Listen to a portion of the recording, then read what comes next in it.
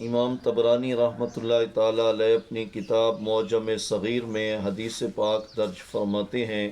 سیدنا حضرت ابو ہریرہ رضی اللہ تعالیٰ عنہ روایت فرماتے ہیں کہ حضور سید عالم نور مجسم صلی اللہ علیہ وآلہ وصحبہ وسلم نے ارشاد فرمایا: یا ابا ہریرہ اذا توضأت فقل بسم اللہ والحمد للہ۔ فرمایا کہ اے ابو ہریرہ، جب آپ وضو کریں تو بسم اللہ اور الحمدللہ کہہ لیا کریں۔ مطلب یعنی وضو کے آغاز میں بسم اللہ الرحمن الرحیم پڑھیں اور ساتھ اللہ تعالیٰ کی حمد بھی کریں، الحمدللہ بھی کہہ لیا کریں۔ اور فرمایا کہ اس کا فائدہ کیا ہوگا؟ فَإِنَّ حفظتك لا تبرح تَكْتُبُ لَكَ الْحَسَنَاتِ حَتَّى تُحْدِثَ مِنْ ذَلِكَ الْوُضُوءِ۔ فرمایا کہ آپ کے جو حفاظت والے فرشتے ہیں، یعنی اعمال جو درج کرتے ہیں، کرامن کاتبین، جو اعمال لکھنے والے فرشتے ہیں، وہ تیرے لیے نیکیاں لکھتے رہیں گے، مسلسل وہ تیرے لیے نیکیاں لکھتے رہیں گے۔ کب تک؟ فرمایا کہ حتیٰ تحدث من ذلک الوضوء، جب تک کہ تو اس وضو سے بے وضو نہیں ہوگا، یعنی جب تک تیرا وہ وضو برقرار رہے گا اس وقت تک تیرے نامہ اعمال میں فرشتے نیکیاں لکھتے رہیں گے۔ تو اب اس میں آپ علیہ الصلوۃ والسلام نے ایک آسان عمل اور نیکیوں سے جو ہے بھرا ہوا عمل آپ نے تعلیم دیا۔ فرمایا کہ وضو کرتے وقت آغاز میں اگر بسم اللہ الرحمن الرحیم پڑھ لی اور اسی طرح ساتھ اللہ تعالیٰ کی حمد کر لی، اور کل کے درس میں بیان ہوا کہ اگر بسم اللہ الرحمن الرحیم آدمی وضو کے آغاز میں پڑھ لیتا ہے تو فرمایا کہ اسے ظاہری پاکیزگی کے ساتھ ساتھ باطنی پاکیزگی بھی حاصل ہو جاتی ہے، اور اس کا ظاہر و باطن اس تسمیہ کی برکت سے، اللہ کے نام کی برکت سے پاک ہو جاتا ہے۔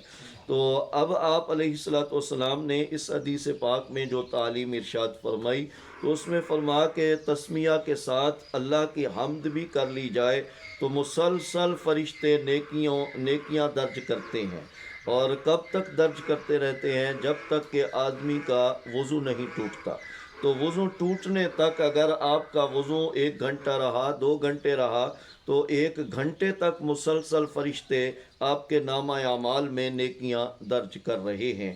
تو ہمارے علماء فرماتے ہیں کہ یہ موقع الحمد شریف پڑھنے کا ہے، اس لیے کہ بندہ عبادت کی تیاری کر رہا ہے، اپنے آپ کو عبادت کے لیے تیار کر رہا ہے، اور وہ دین اسلام کے مطابق پاکیزگی حاصل کر رہا ہے۔